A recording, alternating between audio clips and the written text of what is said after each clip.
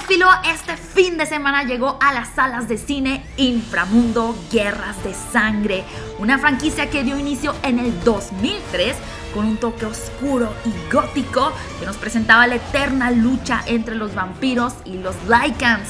Una serie de películas que generó millones de seguidores alrededor del mundo y que hoy, 13 años después, llega su quinta entrega, protagonizada por cuarta ocasión por la bellísima Kate Beckinsale, quien en su visita a México nos permitió entrevistarla para contarnos cómo es que una mujer ganadora de diversos premios por sus poemas y cuentos cortos se convirtió en una de las vampiras más letales en la historia del cine. Así que cinéfilo, ponte cómodo y acompáñanos a ver esta entrevista con Kate Beckinsale, la protagonista de Inframundo.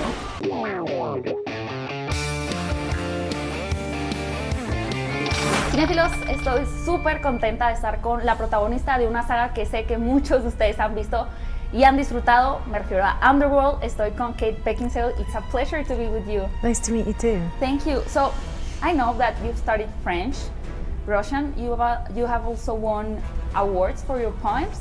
So I want to know how come a person like you that can write a poem also can be such a lethal vampire.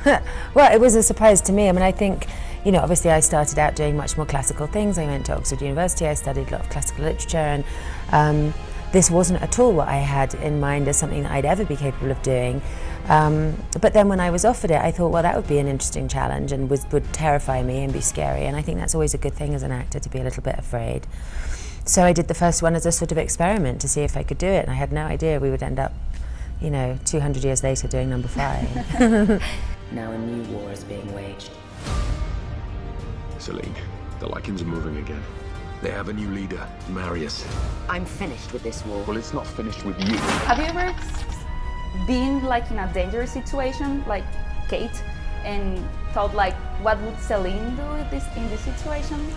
I mean, I think the danger with training for movies like this is, especially after the first one, I thought, right, I'm super tough now, I can handle anything. And of course you can't, because I'm used to punching and then 5 stuntmen fall on the floor in agony. It's not necessarily like that. I'm always surprised when I find, you know, that a man is actually stronger than I am. I find my brain doesn't accept that, really. But I haven't been in too many dangerous situations post Celine. Okay. I could have used her a little bit, maybe growing up in London. Yeah. It would have been great to use the skills, all the skills you've It learned. would, I know. I had mainly been doing ballet, which wasn't helpful at all. Well, maybe some kick in the air. Yeah, exactly, would maybe. help. I need you to deliver a message. Tell your Marius I'm coming for him. Do you understand your message? How is that for you, like as an actress?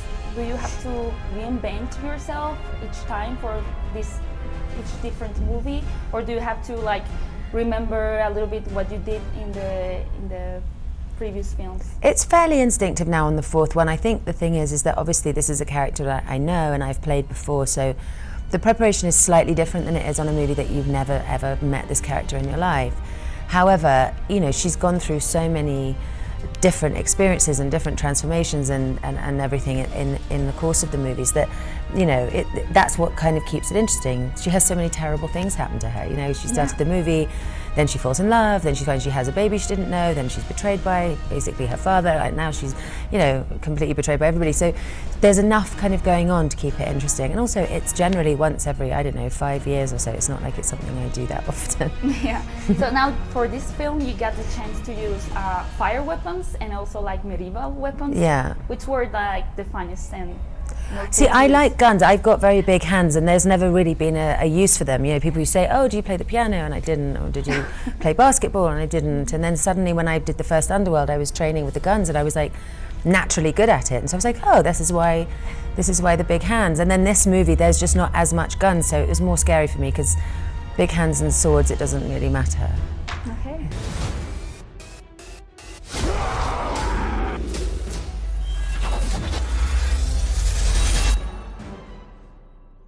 Impossible.